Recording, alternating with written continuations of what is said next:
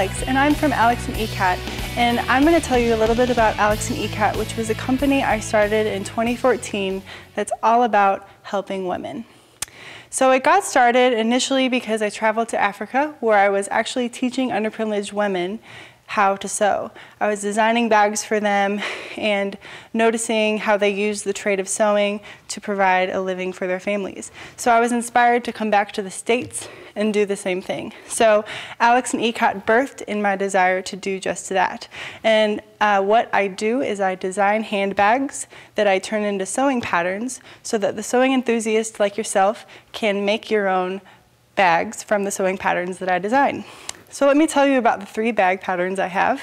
The first is the Huntington Tote Bag.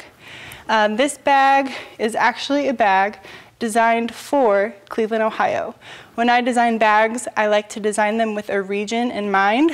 So a lot of my inspiration comes from that region in which it's made for. So Huntington comes from Huntington Beach, which is a local area in Cleveland, and the design elements of this are very simple. It's a bagged lining, and you see on some of the bags I've done extra beading. The handles are simple leather handles, but this will be a great bag technique for you to do.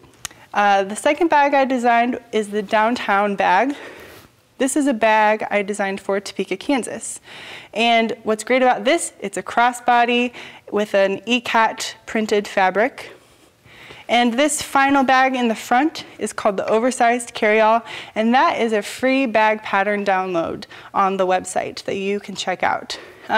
So with these bags that I design, I give back a portion of the proceeds to the regions that these bags are made for. So if you purchased a bag like the Huntington Tote pattern for Cleveland, Ohio, a percentage of the profit goes back to the women in need in inner city Cleveland, Ohio. The same with the Downtown bag for Topeka, Kansas.